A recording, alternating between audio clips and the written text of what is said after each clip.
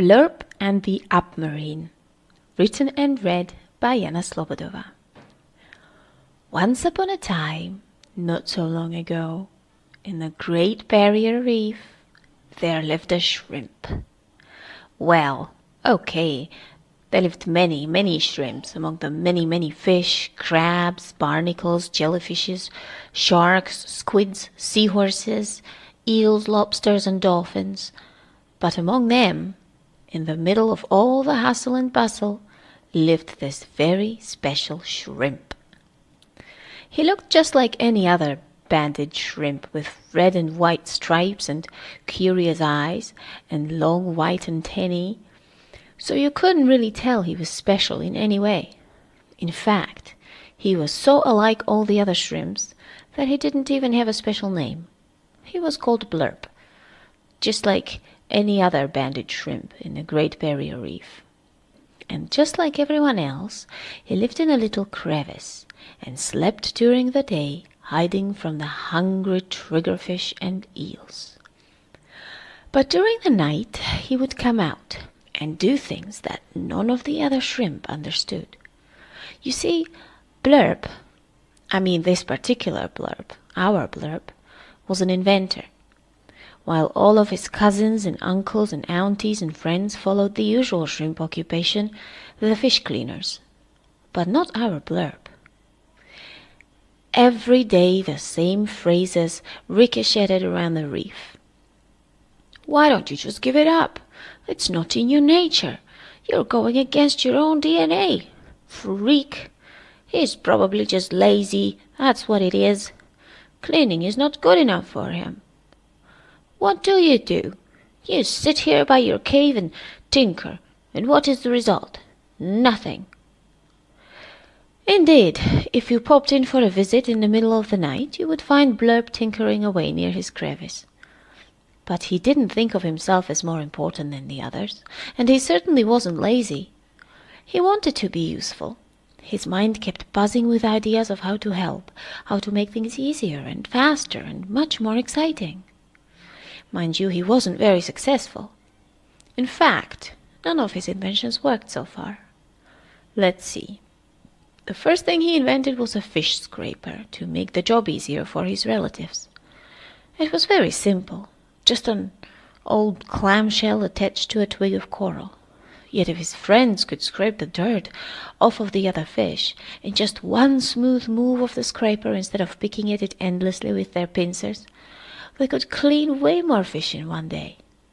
Except when his dad tried to use it, not only did he scrape off the dirt, but also the fish's scales. Oops. Slightly painful. The next thing he invented was a gate. Banded shrimp always sleep in their own little cave during the day, and a cave gate would make it even safer for them, making sure that eels couldn't spot their hiding place, and even if they did, they wouldn't be able to get at them during their sleep. He used a bigger clamshell this time, attached one side to the rock over the opening to his cousin's cave, and propped the other side with a piece of coral. When his cousin came in the morning, all he had to do was kick the coral out of place and the clam would close shut behind him. And it did, too. The problem was that he couldn't get it open again in the evening. The sea snot that Blurp used to glue the side of the clam to the wall leaked down, and now the entire thing was stuck. For a few days nobody missed him, on the account of shrimp being all alike and almost all called the same name. And when somebody did notice he was missing, his hiding place was so well disguised that it took them another 2 nights of searching to find him. He was very hungry and very, very crabby.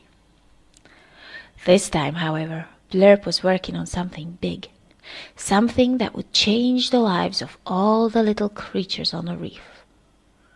It all began one morning when he was sitting in front of his cave, pondering what other inventions he could bless this world with, getting ready to come home for the day. The first rays of light pierced the darkness, but the light seemed strange, full of shifting shadows. Blurp looked up to see something transparent floating just below the surface of the water. Without thinking of whether or not it was a good idea, he swam up to have a closer look. He discovered that it was some kind of a lidless see-through box. He pulled on it and was able to move it quite easily, so he towed it back to his crevice and parked it right in the front. He secured it with a few rocks, and as the morning was progressing and it was almost completely light now, he quickly hid inside his home. He couldn't sleep, though. He was too excited about his new discovery, and while all the other shrimp were dreaming their crustacean dreams, he came up with an ingenious idea. Something so wild, for sure nobody had ever tried anything like it. He was going to turn the box into an Upmarine. And so, when it got dark again, Blurp got out of his cave and inspected his finding properly, and came to the conclusion that it was perfect. It had no holes in it, the plastic was considerably clear and see-through, and it was large enough to hold at least 20 shrimp at a time.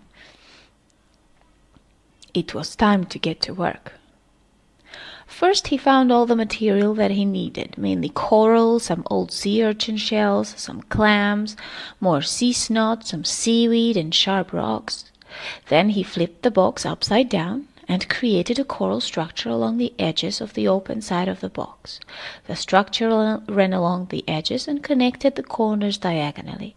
In the middle, where the coral that connected the opposite corners met, he secured the whole thing with an extra strong length of seaweed. Next, he made the propeller out of some clams. They were big enough to push the whole thing upward. He used more coral to make the shaft and the pedals, and he made cogs out of some sea urchin shells. Finally, he put it all together using a lot more sea snot and seaweed. A bigger variety of resources was not really available. The pedals attached to the construction powered the propeller that was at the bottom of the Upmarine, pushing her up. It was looking good. The plastic box was at the top, creating some kind of a transparent superdome that would protect the shrimp above the surface. It was done and ready for a test drive. At night it is not easy to find animals that can help you, but Blurp knew where to go. His friend Kyle the hermit crab was always polishing his new home. He wasn't keen on helping Blurp at first, but then he remembered that that was what friends are for. The two stood next to the Upmarine, parked in front of Blurp's crevice. It was supported by a scaffolding of more coral to make sure it didn't topple over, with the propeller at the bottom free to turn.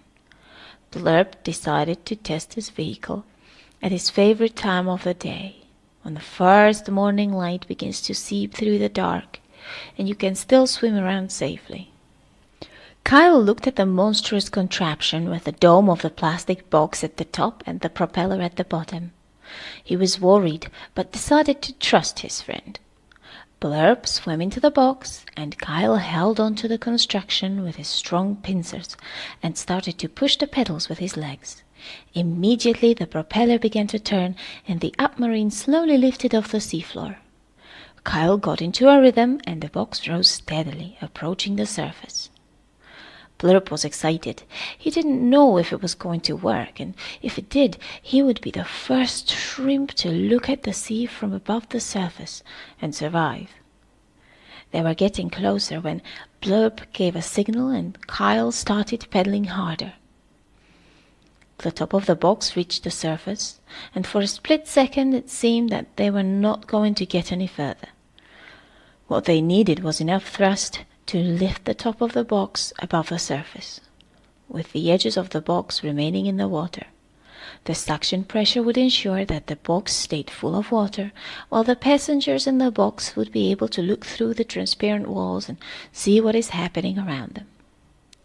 Blurp looked at Kyle, who was pedaling as fast as he could, then gave the top of the box a shove, and with that the Upmarine rose up from under the water. "We did it!" exclaimed Blurp as he took a look around. Through the walls of the box he had a perfect view of everything around him, and he gasped in astonishment. Wherever his eyes could see there was a vast plain of blue water, and above the sky was ablaze with the sunrise.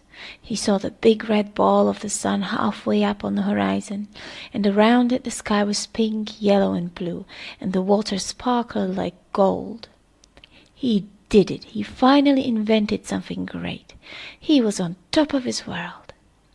He looked down and saw poor Kyle running out of puff. "We should head back, Blurp. It's getting light." "Okay, cut the engines," Blurp shouted. And with that, Kyle stopped pedaling, and they slowly descended back to the ocean floor. "We did it, Kyle, we did it," shouted Blurp as they parked the Upmarine back on the scaffolding and secured it with seaweed. "You should have seen it. Next time you're going up there with me." And Kyle did. The next night at dawn they gathered all the shrimp and a few more crabs to help with the pedals, and gave their first official ride. It was a sensation. Everyone loved the view of the sea and the colorful morning sky. The word got around, and soon there were crustaceans and plankton coming from different corners of the reef just to take a ride in the Upmarine. Now, if you swam down under the sea at the Great Barrier Reef and asked around for Blurp, everybody would know exactly which one you mean. He's that great inventor, the explorer. Nobody calls him lazy anymore. He is the little banded shrimp who dived up above the surface of the sea. If you want, you can create an Upmarine too. Next time you have a bath, take in a plastic tub with you. Turn it upside down in the water, and then lift the bottom above the water, but leave the edges below, and see what happens.